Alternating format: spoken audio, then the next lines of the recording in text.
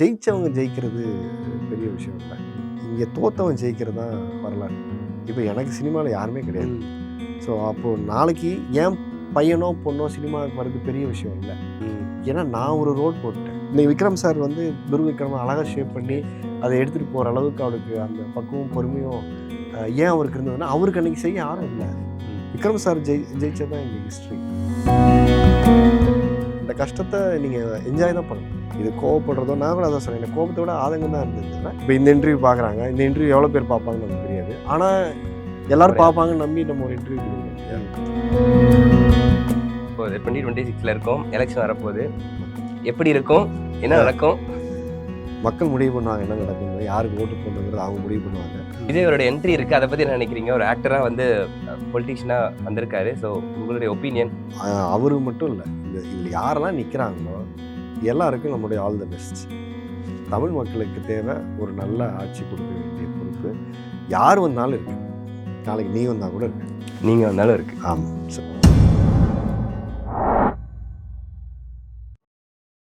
Provoke TV நேயர்கள் அனைவருக்கும் உங்கள் தனுஷின் அன்பான பணிவான வணக்கம். Welcome to our show.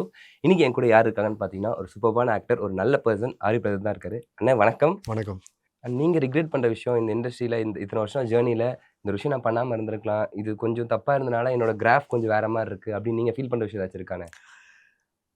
நம்ம அது ரிக்ரெட்டுன்னு அது ரிக்ரெட் பண்ணோன்னா ரிக்ரெட்டாக எடுத்துக்கலாம்.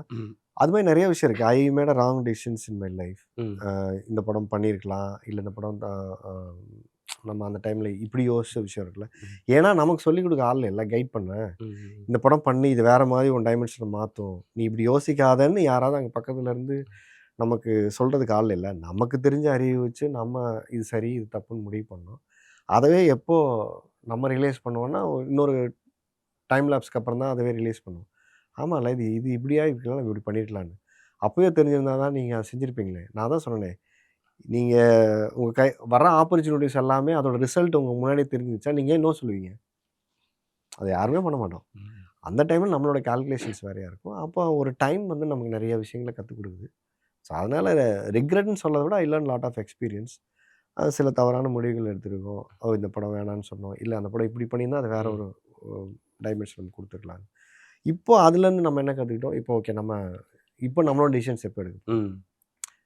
அந்த அந்த அனுபவம் வந்து இப்போ நம்ம பண்ண போகிற அடுத்து நமக்கு பண்ண போகிற படங்களுக்கு ஈஸியாக நம்ம எடுக்கிறதுக்கு அது ஹெல்ப்ஃபுல்லாக இருக்குது. ஏன்னா இப்போ நமக்கு நாமே மென்டர், நமக்கு நாமே அட்வைசர், நமக்கு நாமே காட்ஃபாதர் அப்படிங்கிற இடத்துக்கு வந்ததுக்கப்புறம் ஸோ இந்த எக்ஸ்பீரியன்ஸ் என்ன பண்ணுதுன்னா, ஓகே இப்படி படம் பண்ணிக்கலாம், வாங்க இப்படி எடுத்துக்கலாம் அப்படின்னு எல்லாம் நம்மளோட மிஸ்டேக்ஸ்லேருந்து மறுபடியும் நம்ம சரி பண்ணணும். அதுக்கு தான் நிறைய பேர் நம்ம என்ன நிறைய டைம் வேஸ்ட் ஆகிடுது. அதனால தான் நிறைய பேர் சொல்லுவாங்க, அனுபவப்பட்டவங்கிட்டேருந்து கற்றுக்கப்பான்னு சொல்லுவாங்க. அனுபவம் பெருசா பட்டா பெருசான்னு சொல்லுவாங்க. அதுக்கு அர்த்தம் என்னென்னா, அனுபவப்பட்டவர்கள் சொல்வதை கேட்டால் நடந்தால் வாழ்க்கை நேரம் மிச்சம். பட்டு தெரிந்து கொள்வது அப்படிங்கிறது நீங்கள் போயிட்டீங்கன்னா உங்கள் லைஃப்பில் நீங்கள் நிறைய டைம் அதுக்கும் கொடுக்கணும். அதான் அனுபவம் பெருசா பட்டா பெருசான்னு சிம்பிளாக சொல்லிடுவாங்க. இப்போ நீங்கள் எந்த கேட்டகரிங்க? அனுபவப்பட்டு நம்ம தெரிஞ்சுக்கணும். அப்போ அதுக்கான நிறைய டைமை கொடுத்துருக்கோம். இப்போ நீங்கள் இப்போ என்னோட வயசு கம்மியாக இருக்கும்போது நிறைய பேர் நீங்கள் இன்டர்வியூ எடுக்கும்போது அவங்க எக்ஸ்பீரியன்ஸ்லேருந்து நீங்கள் ஏதாவது ஒரு விஷயத்தை கற்றுக்கிட்டீங்கன்னா உங்கள் லைஃப்பில் டைம் வேஸ்ட் ஆகாது. அதனால தான் நம்ம நிறைய பேரை கூப்பிட்டு நம்ம இன்டர்வியூ எடுக்கிறோம், நிறைய காலேஜுக்கு போகிறோம், பேசுகிறோம், நம்ம கெஸ்ட்டாக கூப்பிட்றாங்க. இதெல்லாம் எதுக்குன்னா, வாழ்க்கையில் இவங்கெல்லாம் சக்ஸஸ் ஆனாங்கிறத தாண்டி இவங்கெல்லாம் நிறைய மிஸ்டேக் பண்ணியிருக்காங்க. அந்த மிஸ்டேக்ஸை அடுத்த ஜென்ரேஷனுக்கு கரெக்டாக சொல்லுங்கள், என்ன தப்பு பண்ணீங்க. அது மாதிரி அவங்களும் அவங்க லைஃப்பை டைம் வேஸ்ட் பண்ணாமல் சீக்கிரம் சக்ஸஸ் ஆகும். எல்லாருக்கும் சக்ஸஸ் தேவை தானே. தனுஷும் இங்கே இருக்கிறதுக்காக வந்திருக்கீங்க. சினிமா பண்ணணும், எவ்ரிபடிஸ் ஹேவ் எ ட்ரீம். இப்போ இந்த 4th ஃப்ளோருக்கு ஒரு நாங்கள் தீரனுக்கு ஒரு ட்ரீம், உங்களுக்கு ஒரு ட்ரீம் இருக்கு இல்லையா. ஸோ ட்ரீம் இல்லாத மனிதர்கள் யாருமே இல்லை. எல்லாருக்கும் ஒரு சக்ஸஸ் தேவை. நைஸ்ண்ணா. அண்ட் நீங்கள் பேசுகிற விஷயம் நிறைய பேருக்கு வந்து ஒரு ஐ ஓப்பனிங்காக இருக்குது. ஸோ எப்படி இந்த விஷயத்தை அணுகலாமா அப்படின்னு அவங்களுடைய பெர்ஸ்பெக்டிவை வந்து நீங்கள் மாற்றுறீங்க அப்படி இருக்குது. ஸோ நீங்கள் டவுனாக இருக்கப்போ உங்களுக்கு அந்த மாதிரி ஒரு அட்வைஸ் சொல்கிற விஷயமாகட்டும், நீங்கள் தோல் சாஞ்சு அழகக்கூடிய ஒரு பர்சனாக யாருன்னா உங்கள் லைஃப்பில் எப்பயுமே இருக்காங்க? அவரை தான் தேடிட்டே இருக்கேன் ரொம்ப நாளாக. என்னென்ன சொல்கிறீங்க? இங்கே நிறையா பேருக்கு என்ன மாதிரி நிறைய பேர் இருப்பாங்கன்னு நினைக்கிறேன். ஏன்னா இப்போ நீங்கள் ஒவ்வொரு மோட்டிவேஷனல் ஸ்பீக்கரும் ஒவ்வொரு பர்சனல் ஐக்கானும் எடுத்து பாருங்களேன், அவங்களுடைய லோன்லினஸ் அண்ட் அவங்களுடைய அவங்க சந்தித்த அனுபவம், பிரச்சனை இதெல்லாம் வரும்போதே அவங்களுக்குன்னு ஒரு பிம்பம் அந்த உலகம் கட்டமைச்சிரும். அவங்க இப்படிதான், அவங்க எப்பயுமே இப்படிதான் சரி, இப்போ ஒன்று இருக்கும். இப்போ நீங்கள் கேட்டீங்கல்ல, ம். சார் நீங்கள் வந்து எல்லாமே செய்கிறீங்க. இப்போ ம். நான் வந்து சரியாக இருக்கும்போது நான் எதுக்காக அழுகணும்? ம். அப்படி இருக்க ஹியூமன் அப்படி இல்லல்ல. அதுதான் சொல்கிறேன். ஆ. இப்போ நிறைய நேரம் அதை மறந்துடுவாங்க. ஓகே. ஆ. இப்போ இதெல்லாம் சொல்கிறது ஒரு ஆளாக இருந்தால் கூட ம். அவனும் ஒரு மனுஷன் ஆ. தான். ஒன்று ஒரு ஒரு பாயிண்ட் ஆஃப் இருக்கும்ல. ம். அது இப்போ என்ன மாதிரி நிறைய பேருக்கு இருக்கிறவங்களுக்கு இந்த பிரச்சனை இருக்குது. நீங்கள் கேட்ட இதே கேள்வி இருக்குது. ம். ஆமாம்ல, எல்லாரையும் சாப்பிட்டியான்னு கேட்டோம். நம்மளை யாராவது சாப்பிட்டாங்களான்னு கேட்டாங்களான்னு ஒரு ஃபீல் இருக்கும். எஸ். அது ஒரு ஃபீல் இருக்கும். ம். அந்த அந்த உணர்வு வந்து நிறைய பேருக்கு இருக்கும். வீட்டில் குடுக்குற இடத்துல இருக்கிறவங்க, செய்கிற இடத்துல இருக்கிறவங்களுக்கு இந்த பிரச்சனை இருக்குது. ஏய், எல்லாருக்கும் இன்னைக்கு சாப்பிட்டீங்களா, இன்னைக்கு ஆ. சாப்பிட்டீங்களா, உனக்கு என்ன பிரச்சனை, உனக்கு என்ன பிரச்சனை, ஓ உனக்கு இதான், நீ இப்படி பண்ணு இப்படி பண்ணு. ஏய், நம்மளுக்கு யாராவது கேட்டிங்களாப்பா அப்படின்னு ஒரு ஃபீல் உள்ளே இருக்கும். ஆனால் அது நிறைய நேரங்களில் என்னுடைய அந்த பெரிய அந்த இடத்த ஃபில் பண்ணுறது, முன்னாடி எங்கள் அப்பா எங்கள் அம்மா இருக்கிற வரைக்கும் அந்த ஒரு இடம் இருந்துச்சு. அது அவங்க தவறுனதுக்கப்புறம் என்னோட ஒய்ஃப் அந்த இடத்த ஃபில் பண்ணுறாங்க. அதை தாண்டி இன்னொரு இடம் ஒன்று இருக்குது. அவங்களாலே ஃபில் பண்ண முடியாத சில இடங்கள் இருக்குது. ம். அப்போ ஒரே இடம் நமக்குன்னா நமக்கு நம்மளை ஃபில்அப் பண்ணுறதுன்னு ஒன்று இருக்குல்ல. ஏன்னா அவங்களுக்கே தெரியாது என்ன பண்ணணும். ம். அது அவங்களுடைய பிரச்சனையும் கிடையாது. அவங்களுக்கே தெரியாது இது என்ன சரி பண்ணா இவன் என்ன சரியாவான்னு. ஏன்னா அது அந்த தாட் ப்ராசஸ் எப்படி இருக்கும்னா, நம்மளை நாமே ஒரு இடத்துக்கு சரி பண்ணிக்கிட்டு போகிறது இருக்குல்ல. அது வந்து அது ஒரு பெரிய ஆர்ட்டு. அதுக்கு நம்மளை தயார்படுத்திக்கிறது இருக்குல்ல. யாரும் வந்து உனக்கு இதெல்லாம் சொல்லிக் கொடுத்துட்டு இருக்க மாட்டாங்க. நீ அத நீயே கற்றுக்கிட்டு நீயே வெளில வான்னு ஒன்று இருக்குல்ல. எனக்கு மோஸ்ட் ஆஃப் த டைம் அந்த ப்ராசஸ் தான் நடந்தது. என் கரியரில் நிறைய இடங்கள்ல. ஓகே. நான் ஒரு இடத்துல எங்கேயாவது முட்டு சந்தில் போய் மாட்டிக்கிட்டோன்னு நினைப்போம். அது முட்டு சந்தில தம்பி, நீ வெளில போகிறதுக்கு உன் வழியை நீ தான் கண்டுபிடிக்கணும்னு ஒன்று இருக்கும். அப்புறம் ஓகே நம்மளே கண்டுபிடிச்சு போயிடலாம் அப்படிங்கிறது அது ஒரு பெரிய லெசன் ஆகிடும். பிக் பாஸ் பற்றி பேசணும்னு கேட்குறேன். இந்த சீசன் பார்த்தீங்கன்னா சீசன் 9 பிக் பாஸ் நீங்கள் வந்ததுக்கப்புறம் பிக் பாஸ் ஃபாலோ பண்ணுறீங்களா? டைம் இருக்க நேரத்தில் ஃபாலோ பண்ணேன். ஏன்னா இப்போ இதில் பிரஜன் உள்ளே போகும்போது அவனுக்கான ஒரு வீடியோ அனுப்ப வேண்டிய சுச்சுவேஷன் இருந்தது. ஸோ அந்த டைமில் கொஞ்சம் பார்த்தேன். அப்பப்போ பிட்ஸ் அண்ட் பீசஸ், நாட் ஃபுல்லாக வாட்ச் பண்ண டைம் இல்லை, ஏன்னா கண்டினியூவாக ஷூட்டிங் இருந்ததுனால. ஸோ இந்த ஒப்பீனியன் எப்படி இருந்துச்சு? மக்களோட ஒப்பீனியன்லாம் பார்த்துருப்பீங்க சோஷியல் மீடியாஸில். இதெல்லாம் பார்க்குறப்போ பிக் பாஸ்னு ஒரு பிராண்ட் இருந்துச்சு, ஒரு லெகசி இருந்துச்சு. ஸோ இப்போ வர அது குறைஞ்சிக்கிட்டு இருக்கேன்ட்டு மக்கள் ஃபீல் பண்ணுறாங்க. சூப்பரான கண்டஸ்டன்ஸ் இந்த போயிட்டு கொஞ்சம் முகம் சுளிக்கிற மாதிரி சில விஷயங்கள்லாம் நடக்குது அப்படின்றதெல்லாம் மக்கள் ஃபீல் பண்ணிருக்காங்க. ஒரு கண்டஸ்டண்ட்டாக ஒரு வின்னராக நீங்கள் அதை எப்படி பார்க்குறீங்க? சி இட்ஸ் அது ஒரு எம்டி பிளாட்ஃபார்ம் ஆக்சுவலாக. இப்போ இந்த புக்கை எடுத்துக்கிங்களேன். இப்போ இது உங்கள் பிராண்டு தான். இது ப்ரோவோக் வந்து இந்த அட்டைப்படம் வந்து யார் இருக்கணும்னு வந்து டிசைட் பண்ணுறது யார்? இதோட எடிட்டர். இந்த வாரம் இவரை ஃப்ரண்ட்டில் பேஜ் போடலாம். இது ஒரு வெள்ளை பேஜ் தானே இல்லையா? இதில் இப்போ அமலா பால் ஃபோட்டோ இருக்குது. நாளைக்கு என் ஃபோட்டோ எடுத்தால் என் ஃபோட்டோ போட்டுக்கலாம். ஸோ இப்போ யார் வேணாலும் ஃபோட்டோ வேணால் இதில் போடலாம் இல்லையா? இது இந்த எம்டி பேப்பரில் யாரோட ஃபோட்டோ வேணால் நீங்கள் இதில் போடலாம். இதில் இவங்க ஃபோட்டோ போட்டதுக்கப்புறம் இதில் போடவே முடியாதுன்னு ஒரு சுச்சுவேஷன் இருக்கா என்ன? இல்லை. இப்போ என்ன பிரச்சனைனா, அந்த ஷோக்கான பிளாட்ஃபார்ம்ங்கிறது வந்து அது ஒன்று தான். ஓகே.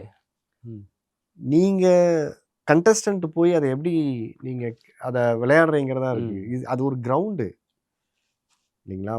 நீங்கள் அது எம்டி கிரவுண்டு. நீங்களும் பால் போடலாம், அவரும் பேட் ஆடலாம். ஓகேங்களா? நீங்கள் எவ்வளோ நல்லா பால் பண்ணுறீங்க, அவர் நல்லா பேட் ஆடுறேங்கிறது வந்து இட்ஸ் ஓப்பன். ஓகே. நீங்கள் வந்து இப்படி தான் போடணும், நீங்கள் இப்படி தான் பேட் பண்ணணும்னா இல்லை. நீ வர பாலை நீ உன்னை ஃபேஸ் பண்ணி ஆட தைரியம் இருக்கா, நீ ஆடு. அப்படிங்கும்போது அது ஒரு நல்ல பிளாட்ஃபார்ம். அந்த பிளாட்ஃபார்மில் கண்டஸ்டன்ஸ் வந்து நாம் எப்படிப்பட்ட கேரக்டர்ஸாக நம்ம பிஹேவியர் அண்ட் ஆட்டிடியூட் தான் அது ஒரு லைவ் ஷோ. அப்போ நீங்கள் நம்ம இது இன்டர்வியூங்கனால நம்ம ஒரு ஆர்கனைஸ்டாக உட்காந்து பேசிகிட்டு இருக்கோம். இதே நான் பெட்ரூமில் இப்படியேவா ட்ரெஸ் போட்டு இப்படியே உட்காந்துருப்பேன் நான். புரியுது. ஐ நெவர் டூ தட் இல்லையா? அப்போ என் வீட்டில் என்னோட கம்ஃபர்ட் ஜோனில் இருப்பேன், உங்கள் வீட்டில் உங்கள் கம்ஃபர்ட் ஜோனில் இருப்பீங்க. அப்போது அந்த மாதிரி ஒரு பிளாட்ஃபார்மில் உங்களுக்கு கிடச்சதுன்னா எப்படி நீங்கள் உங்களை வெளிக்காட்டிக்கிறீங்க, விளையாடுறீங்கிறது வந்து அந்த ஷோவே முடிவு பண்ணல. விளையாடுற நீங்கள் தான் முடிவு பண்ணுறீங்க. ஏன்னா நீங்கள் எப்போ பேசணும், என்ன ரியாக்ட் பண்ணணும் எதுவுமே அவங்களுக்கும் தெரியாது. இந்தந்த டேயில் இந்தந்த கேம் பண்ணலாங்கிறத மட்டும்தான் வச்சுருப்பாங்க. அந்த ஒரு சீசனுக்கு இதெல்லாம் கேம். அதை மட்டும்தான் அவங்க ப்ரேயராக டிசைட் பண்ணி வச்சுருப்பாங்களே தவிர, மற்றது எல்லாமே அந்த பிளாட்ஃபார்மில் போகிற ஒரு கண்டஸ்டன்ட். அந்த கண்டஸ்டண்ட்டை பொறுத்து தான் அந்த ஷோவோட எலிவேஷன், அந்த ஷோக்கு என்ன கலர் கிடைக்குது, அந்த ஷோவில் என்ன கற்றுக்குறாங்க, எல்லாமே அந்த கண்டஸ்டன்ட் பேஸ் பண்ணி தான். ஸோ அதுதான் மக்கள் விமர்சிக்கிறாங்க. அந்த கண்டஸ்டன்ஸ் கரெக்டாக ஆமாம், அது ஒன்றுமே பண்ண முடியாது. நாளைக்கு நான் மறுபடியும் போனாலும் என்னையும் விமர்சிக்க தான் செய்வாங்க. ஓகே ஏன்னா அது மறுபடியும் இன்னொரு ஷோ. ஓகே அன்னைக்கு விளாண்டதுக்கு மார்க் போட்டாச்சு. ஓகேங்களா? இன்னைக்கு நான் திருப்பும் போகிறேன்னு வச்சுக்கோங்க, எல்லாம் விமர்சுவாங்க, திருப்பும் இந்த ஷோ ஆரம்பிக்கலாம் அப்படின்னு சொல்லி நான் உள்ளே போனால் கூட, ஏன்னா அந்த ஷோவுக்கு மக்கள் மார்க் போட தான் வெயிட் பண்ணுறாங்களே தவிர எல்லாருக்கும் இமிடியேட் அக்செப்டன்ஸ் கொடுக்க மாட்டாங்க. புரியுது. ஸோ அதனால அந்த ஷோவோட டெம்ப்ளேட்டே அது வந்து அது அந்த பிக் பாஸ் ஷோங்கிறது வந்து யார் எப்படி சரியாக விளையாடுறாங்க, யார் விளையாடலைன்னு சொல்கிற ஒரு ஷோ. ஸோ அதனால் அங்கே விமர்சனத்தை நீங்கள் தவிர்க்க முடியாது.